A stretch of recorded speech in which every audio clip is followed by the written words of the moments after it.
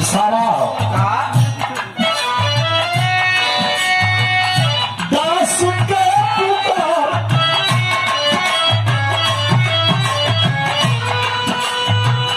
बेटा के पुकार सुन के नंगे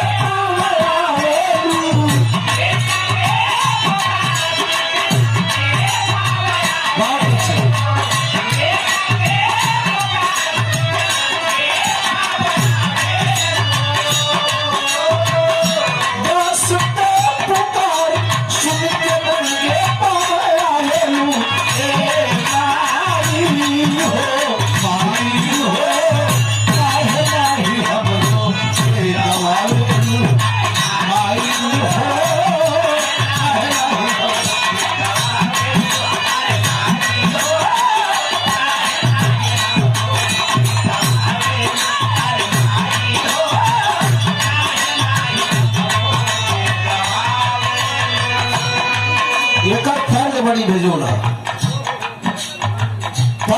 एक कितना बढ़िया है लिखा वाले के धन्यवाद कोनो दुल्हन के इशारा अपने प्रदेश की सैया का इशारा अरे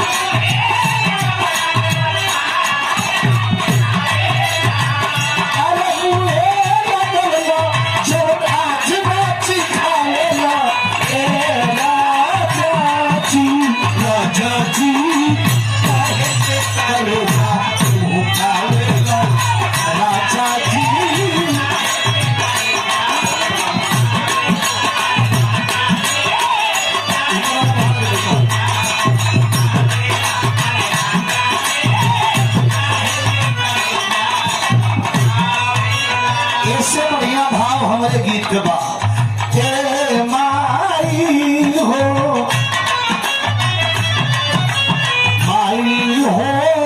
काहे नहीं हमरो के गवावेलू अरे के प्रीत की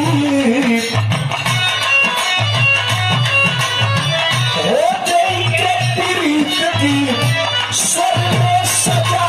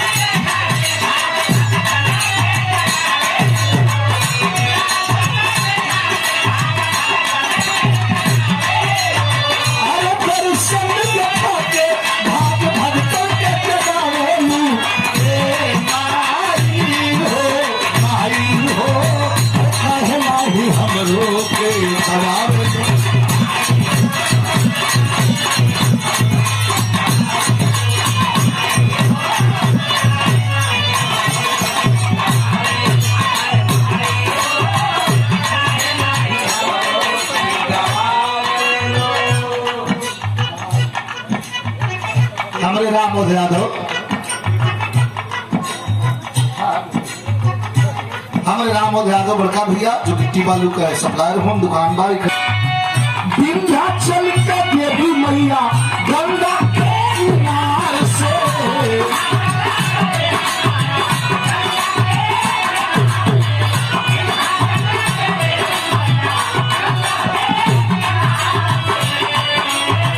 सालदा हमारी राजा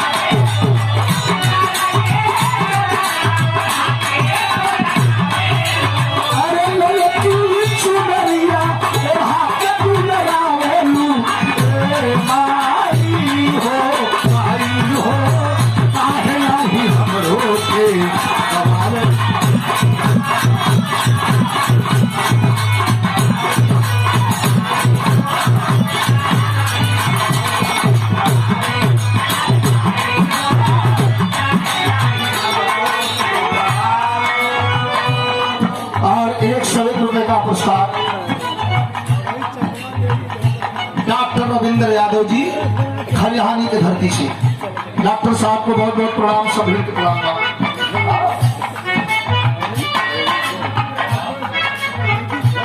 रामाश्रय यादव मास्टर साहब पूर्व प्रधान बेलहाटी की ओर से 101 रुपए का पुरस्कार, बहुत बहुत प्रणाम।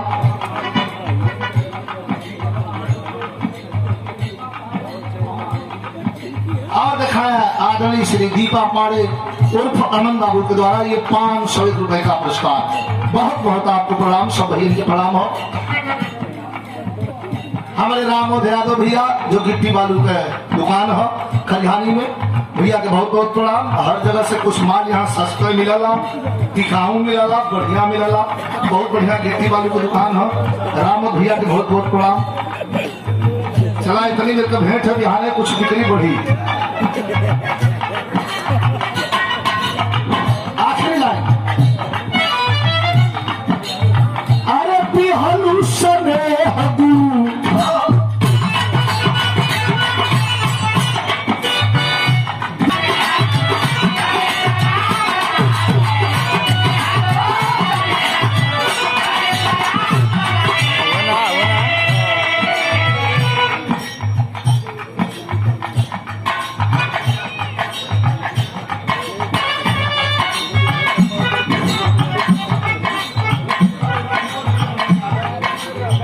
आदरणीय श्री संजय यादव जी आपके द्वारा ये 501 रुपए का पुरस्कार, और श्रीमती सुषमा यादव जी के द्वारा 501 रुपए का पुरस्कार, बहुत बहुत आपको प्रणाम। संजय बाबू को प्रणाम। और हमारे बाबू जी श्री राम समझ यादव जी आपके द्वारा